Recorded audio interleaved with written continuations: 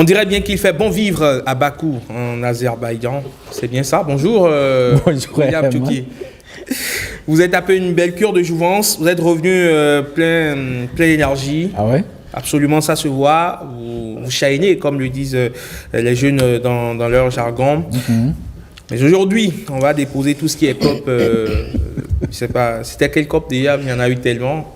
Désertification, c'est ça? Si, cette fois-ci, c'était la désertification, c'était à Riyad, en Arabie Saoudite. C'est à Riyad, en Arabie Saoudite, mais précédemment, c'était en Azerbaïdjan. À Bakou. À Bakou. C'est la biodiversité, c'est ça? Non, ça c'était sur le changement climatique.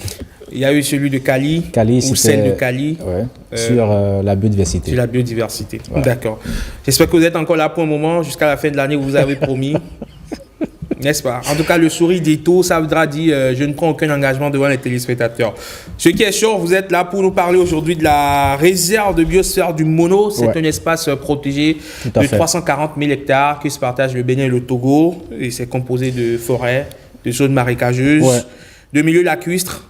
Vous nous dites tout à ce sujet, Will. Ah ben là, vous avez déjà tout dit sur le delta du fleuve Mono, situé à la frontière sud, vous l'avez dit, entre le Bénin et le Togo, abrite une grande variété d'espèces animales, hippopotames, que sais-je encore, des oiseaux, il y en a tellement. Ainsi, cette région aux multifacettes où se côtoient rivières, vous l'avez dit, lacs, marécages, savanes, forêts, galeries, mangroves et plages forment un habitat humide particulier, bien sûr. C'est la réserve de biosphère transfrontalier du delta du Mono. On en parle avec un spécialiste qui s'y connaît parfaitement, c'est Dr Aristide Clement Théo. Il est le coordonnateur du comité national MAB UNESCO et expert en aménagement et gestion des ressources naturelles. Bonjour docteur. Bonjour William. Merci d'accepter de parler de cette réserve riche que partagent le Bénin et le Togo. Cette réserve qui, j'allais dire, la protection, véritablement parlant, a commencé en 2013. C'est bien ça? Absolument. Ouais. Qu'est-ce qui a motivé cette volonté pour ces deux pays de chercher à protéger cette réserve?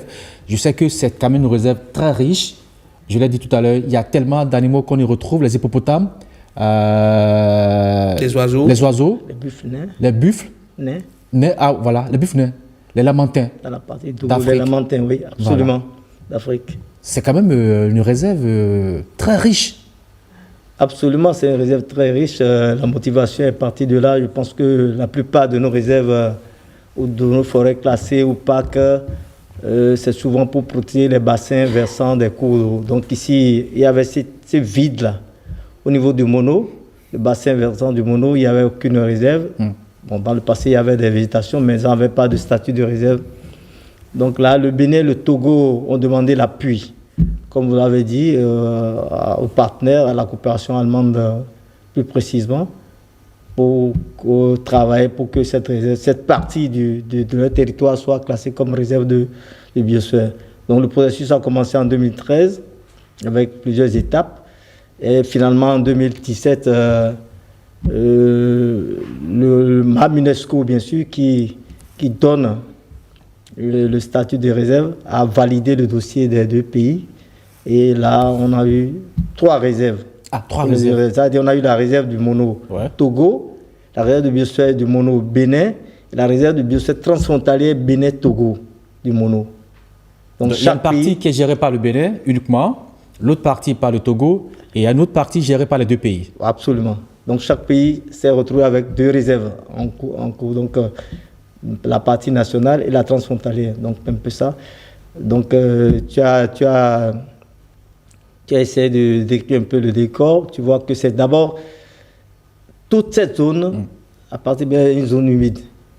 C'est site Ramsar déjà, qui est une zone humide qui a d'importance, qui a beaucoup d'espèces, beaucoup d'espèces végétales comme espèces animales. Ouais, voilà, pas de gros gibier, pas les big five, mais ce sont des espèces de valeur. J'avais pensé en temps au début, maintenant je me suis... On voit sur ces images quelques oiseaux, le cormorant africain. Ouais. Il y a donc le bureau gris. Absolument. On voit d'autres, là sont les singes à ventre roux. Voilà. Qu'on ne retrouve que dans cette réserve aussi, à part la forêt de la Lama et aussi... c'est dans tout le Dahomey Gap en tout cas. Ouais. Voilà. Là, c'est génial. Alors aujourd'hui, comment est-ce que cette réserve est gérée par le Bénin, quand je parle de la partie béninoise? Merci bien. Donc, c'est ça, c'est très important. Depuis la création de cette réserve officiellement en 2017, entre les deux pays, chaque pays, il y a un protocole de mise en œuvre de l'accord de création de la réserve qui a été élaboré, signé par les deux États l'année passée. Et ça a prévu des modes de gouvernance dans les organes. Donc, aujourd'hui, on a les organes qui sont... Tout est prêt pour qu'on installe ces organes. Donc, il y a le secrétariat permanent au niveau de chaque pays pour gérer la réserve.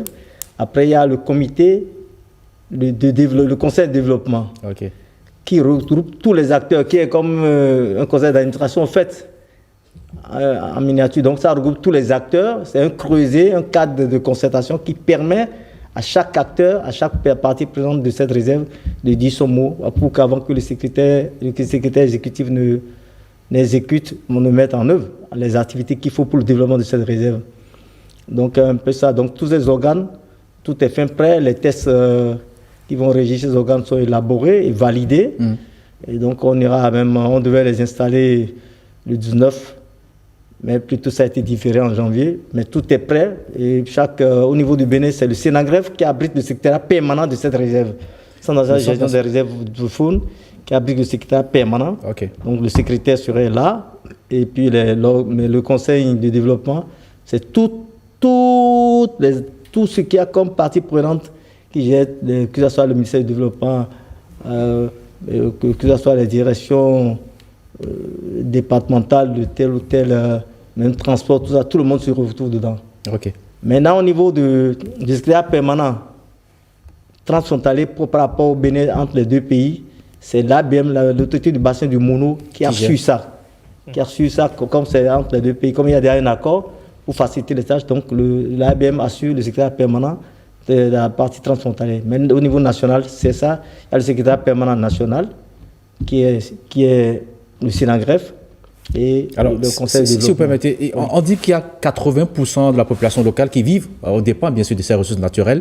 Est-ce que cette inclusivité, chercher à protéger cette réserve et à permettre à cette population de pouvoir puiser quelques éléments dedans, est-ce que cela est bien géré? Est-ce qu'on ne sent pas cette pression humaine sur ces réserves?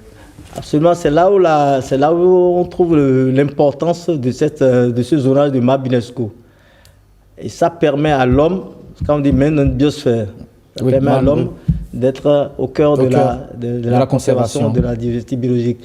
Et donc là, il y a le zonage qui permet aux populations de se trouver à l'aise dans cette réserve sans pouvoir... Ça veut dire qu'il y a une noix centrale, voilà, on ne touche pas du tout. Voilà, il y a une noix centrale, il y a une zone tampon. Il y a maintenant une aire de transition. L'aire de transition, c'est le libre service.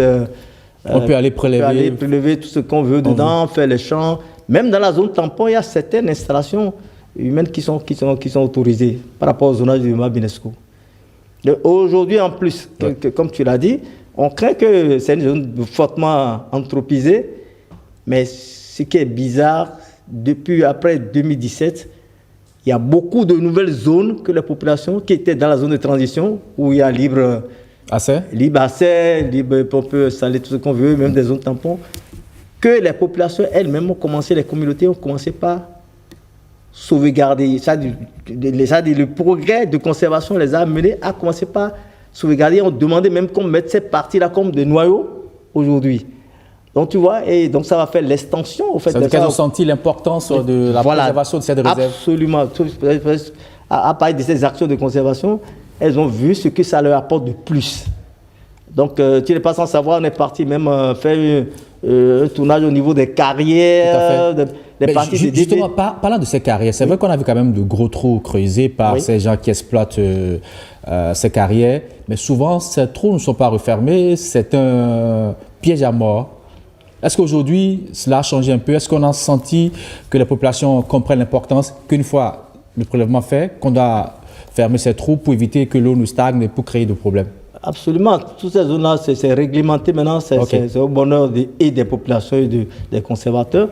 Parce que là, c'était dans la zone de DV, les gens de Tokbaji, qui étaient dans une zone de transition. Les gens faisaient n'importe quoi. Mais aujourd'hui, les populations ont senti l'importance d'en faire de toutes ces zones-là une zone de conservation.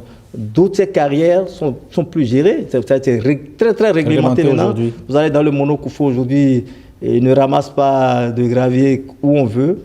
Et tout est réglementé. Je pense que c'est trop progressivement, avec les appuis des uns des autres, des partenaires, ils sont en train de remblayer ces trous pour que ce soit une espèce quand même, des espaces un peu plus accessibles et sans danger à tout le monde. Est-ce que vous parlez des activités que mènent ces populations riveraines? Est-ce qu'il y a d'autres activités que la GIZ a pu développer avec ces populations pour amoindrir un peu le choc, la pression sur cette réserve naturelle? Il y a beaucoup d'activités. L'apiculture, par exemple. Il y la a pêche. La pisciculture, Ouais. qui a été améliorée, et puis il y a la cueillette améliorée, et puis certaines plantations aussi qui ont été faites pour restaurer certaines zones dégradées. Et puis ça a amélioré, en tout cas c'est l'agroforesterie, en quelque sorte, ça a amélioré les terres, et puis ça a amélioré leur culture, les rendements. Donc aujourd'hui, de plus en plus, il y a beaucoup plus, il y a l'Union européenne qui est présente maintenant avec le projet Agireb. Ça veut dire quoi ce projet? Le projet, ça c'est aménagement et gestion de la réserve de biosphère du Mono, qui travaille énormément. Ils ont commencé à peine il y a 1 an. Et ce projet apporte quoi de nouveau à ce que faisait la GIZ? Oui, c'est de continuer et de renforcer davantage les activités qui étaient installées par la GIZ, qui est terminée bien sûr depuis 2018. Tout à fait. Donc pour éviter le vide, il y a d'abord eu le projet WACA, qui a la partie protection de la réserve de biosphère du Mono. Mais WACA continue. Et continue, oui, c'est justement. Et en même temps, WACA est en train de... La première phase va terminer bientôt, mais l'Union européenne est déjà là, avec d'autres projets pour appuyer toujours cette communauté à développer beaucoup plus d'activités alternatives de gestion, alternatives à générer des revenus, d'améliorer l'agriculture, surtout avec Enabel. Enabel, la partie surtout agroécologique est développée par Enabel, est confiée à Enabel, qui est en train de travailler énormément sur la zone maintenant pour permettre aux populations d'améliorer leur rendement et leur culture et de tirer beaucoup plus du service écosystémique de cette réserve. Donc, au niveau de cette réserve aussi, on a ressenti aussi ce conflit entre les hippopotames et les humains. Est-ce que cela aussi est réglé aujourd'hui? Ou bien on continue de constater que cette pression... De plus en plus que les gens ont libéré l'espace qu'occupe, compte tenu de l'importance que les communautés elles-mêmes trouvent à la chose, de la diversité biologique des hippopotames, ça fait que ça réduit, c'est une méthode de prévention des conflits. Donc ça prévoit les conflits, si bien qu'il y a de moins en moins, les gens s'installent beaucoup plus, il y a moins d'installations de culture humaine au niveau du passage de l'espace occupé par les hippos. Ouais. Et puis ça limite les accidents. Je n'ai plus enregistré d'accidents il y a très longtemps dans cette réserve. La dernière fois, on en a dit, même s'il y a d'accidents, l'exemple doit être pris comme l'exemple de gestion des conflits qu'on a au niveau du WAP, au niveau du Nord, des parcs du Nord, où on prend ça comme des calamités, on classe ça comme une calamité, un sinistre. D'autant plus, vous savez qu'il y a des fonds pour les sinistres au niveau de nos ministères, donc c'est ça. Okay. Et avec ces fonds, on peut toujours mieux gérer ces conflits en apportant quelque chose de soutien aux populations, mais pas de l'argent, des vivres, tout ça là, par exemple, les cultures sont détruites. Et là, ça permet d'atténuer au moins les réactions, ça permet de les amener à participer et effectivement à la conservation de la diversité biologique de cette réserve. Alors, Dr Théo, vous en tant que coordonnateur du comité national MAB UNESCO, qu'est-ce que vous pensez qu'on peut faire aujourd'hui, toujours pour préserver cette zone? Parce que quand on parle de préservation des ressources naturelles, nous en avons, mais on sent que la pression, chaque jour que Dieu fait, elle est grande. Je pense qu'on a beaucoup plus dans cette zone de grande forte pression au comité national MAB UNESCO, c'est la restauration. C'est-à-dire qu'il faut faire de l'agroforesterie d'une manière intense pour restaurer ces espaces vraiment qui va permettre d'améliorer d'abord le rendement des populations, en ce qui concerne le rendement culturel, et aussi permettre au couvert végétal de jouer son rôle. Aujourd'hui, on parle de carbone bleu. Ouais. Bon, le mono n'est pas excellent sur une zone pour le carbone bleu. Et donc, vous voyez, ce que ça peut faire revenir aux mairies, à toutes les mairies qui sont là, comme revenus. Donc c'est un peu ça. Donc je pense que c'est ces actions-là qu'on va mener beaucoup plus avant. Pour renforcer cela. Aujourd'hui, d'abord, cette réserve a permis d'atteindre au moins 29% du territoire proche de parce qu'on dit de préserver 30%. On est déjà à 29%. Je vous imagine, à toutes ces nouvelles réserves, en plus de la réserve de l'OME. Aujourd'hui, le Bénin est déjà à 29%. Si vous regardez sur la base de données mondiale des aires protégées, vous allez voir ça. Aujourd'hui, on a au moins 76 de nos aires protégées qui sont dans cette base de données, bien classées dans la base de données. Donc, vous voyez, donc ça permet... Est-ce qu'on pourrait dire que ces réserves, c'était un véritable puits de carbone? Ça, c'est un véritable puits de carbone. Carbone bleu surtout parce que là, il y a les marines protégées qui viennent s'ajouter, qui est dans la réserve. Et vous imaginez ce que ça donne. Donc, ça, c'est une mine d'or pour les communautés et pour l'État béninois. Donc, on va en tirer énormément de choses d'ici à là. Merci beaucoup, Dr Alcide Komla-Théo. Je rappelle que vous êtes le coordonnateur du comité national MAB UNESCO et expert en aménagement et gestion des ressources naturelles. Je tiens aussi à remercier toutes ces ONG Éco-Bénin, Nature Tropicale, que sais-je encore, je ne veux pas faire de jaloux. Je sais qu'il y a tellement d'ONG qui travaillent dans cette... Amen, voilà. Corde, il y a biosphère aujourd'hui. Elles sont nombreuses ces ONG quand même qui font du bon boulot. etc. Voilà, oui. Bise, ONG, bon, voilà. Il y a beaucoup. Bise de l'ami Maximin Diondo, voilà, exactement. À qui on fait un coucou d'ailleurs. Ça fait un moment qu'il n'est pas passé sur 5 sur 5. Et qu'ils font quand même du bon boulot pour préserver cette réserve. Je crois que c'est une chance pour nous de l'avoir. Il vaut mieux maintenant préserver cela et pour atteindre vite les 30% pour avoir plus. Allez au-delà. Au-delà, mais pourquoi pas. Merci beaucoup à vous, docteur. Merci bien, merci. Allez, on va voir une dernière fois pour votre plaisir, quelques images de cette réserve de biosphère que j'affectionne tout particulièrement d'ailleurs. Ouais, regardez, là, c'est les hippopotames. Les hippopotames. Il y a la végétation flottante, en plus. Les papillons. Ouais. C'est un sanctuaire de biodiversité. Je me rappelle bien qu'on était allé avec le cadre Djogbe. Bernol. Et puis on a marché pieds nus dans ces trucs-là. Il n'a pas voulu rentrer, n'est-ce pas? Non, mais je pense que c'est assez beau si vous avez un peu de temps. Est-ce que c'est ouvert au public? On peut circuler là? Absolument. Si, c'est ouvert au public. Vous pouvez faire de l'écoute. Vous avez la mangrove, à foison, et vous pouvez parcourir, vous voyez tous ces végétaux, les crabes, tous ces animaux autour de la mangrove. Et ce couvert végétal assez impressionnant. Voilà. Allez, merci beaucoup à vous, messieurs, d'être passés sur 5 sur 7 matin. Au plaisir de vous retrouver très prochainement. Merci bien, merci à toi. Voilà.